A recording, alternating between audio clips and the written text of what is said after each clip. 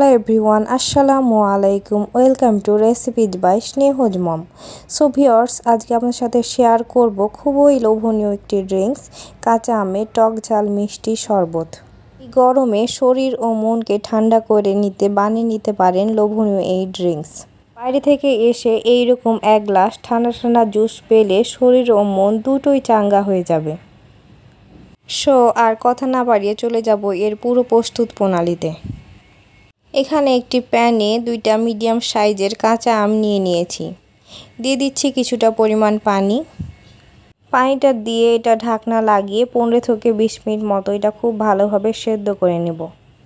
এর মধ্যে আম 2টা একবার উল্টিয়ে দিব।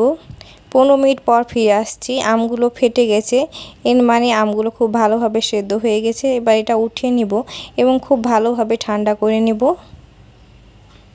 আমগুলো খুব ভালোভাবে ঠান্ডা করে নিয়েছি। এবার হাতের সাহায্যে চামড়াগুলো খুব ভালোভাবে ছাড়িয়ে নিব। আমগুলো খুব ভালোভাবে সেদ্ধ হয়েছে, এই জন্য চামড়াটা খুব ভালোভাবে উঠে আসবে। চামড়াটা উঠিয়ে নিয়ে হাতের সাহায্যে এর পুরো পাল্পটা ছাড়িয়ে নিব। পুরো পাল্পটা ছাড়িয়ে নেওয়ার পর আমার এতটুকু পরিমাণ ম্যাঙ্গো পাল্প হয়েছে। এবার এটা একটা ব্লেন্ডারের জগে নিয়ে নিচ্ছি। পুরো ম্যাঙ্গো পাল্পটা ঢেলে দেব। এবার এখানে দিয়ে দিচ্ছি 1 কাপ পরিমাণ ধনিয়া পাতা কুচি। ধনিয়া পাতাটা একটু বেশি করে দেবেন, তাহলে এর কালারটা অনেক সুন্দর আসবে এবং ফ্লেভারটা অনেক ভালো হবে। দিয়ে দিচ্ছি আধা কাপ পরিমাণ পুদিনা পাতা কুচি। দিয়ে দিচ্ছি একটা মরিচ কুচি। দিয়ে দিব 1 চা চামচ পরিমাণ লেবুর রস। এটাতে টেস্টটা আরও বেশি বেড়ে যাবে। দিয়ে দিচ্ছি 2 টেবিল চামচ পরিমাণ চিনি। চিনিটা পছন্দ অনুযায়ী বাড়িয়ে কমিয়ে দিতে পারেন। আমটা টক হলে আরেকটু বেশি বাড়িয়ে দিবেন। দিয়ে দিচ্ছি 1/2 চা চামচ পরিমাণ লবণ, 1/2 চা চামচ পরিমাণ বিট লবণ, 1/2 চা চামচ পরিমাণ দিয়ে দিচ্ছি ভাজা জিরে গুঁড়ো, কিছু বরফ কুচি দিয়ে দিচ্ছি। দিয়ে দিব 2 কাপ পরিমাণ ঠান্ডা পানি। এখানে ঠান্ডা পানিটাই দেওয়ার চেষ্টা করবেন, তাহলে এর টেস্টটা আরও ভালো হবে। এবার এটাকে ব্লেন্ড করে নিব।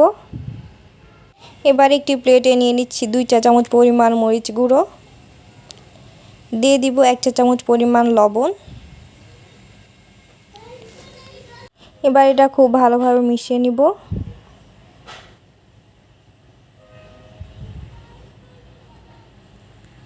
খুব ভালোভাবে মিশিয়ে নিচ্ছি। এবার একটি গ্লাসে এর উপরে 4 সাইডে কিছুটা লেবুর রস মাখিয়ে নিব। এবার এই গ্লাসটা এই মরিচ গুঁড়োর মধ্যে ঘুরিয়ে সুন্দর একটা ডেকোরেশন করে নেব। এই যে হয়ে গেল, গ্লাসটা একদম রেডি। এবং এর মধ্যে কিছুটা বরফ কুচি দিয়ে দিব এবং ব্লেন্ড করে রাখা ম্যাঙ্গো জুসটা ঢেলে দেব।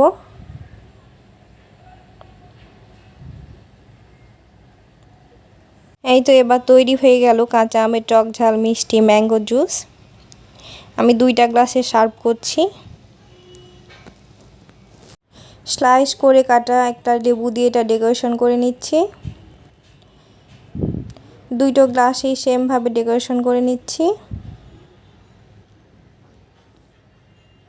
পারফেক্ট টেস্টের জন্য অবশ্যই ঠান্ডা ঠান্ডা সার্ভ করবেন এই ম্যাঙ্গো জুস। রেসিপিটি ভালো লাগলে বাসায় অবশ্যই ট্রাই করবেন এবং একটি লাইক দিয়ে দিবেন এবং সাবস্ক্রাইব করে সাথে থাকার অনুরোধ রইল। সবাই সুস্থ থাকবেন, ভালো থাকবেন। এতক্ষণ সাথে থাকার জন্য সবাইকে অসংখ্য ধন্যবাদ। আসসালামু আলাইকুম।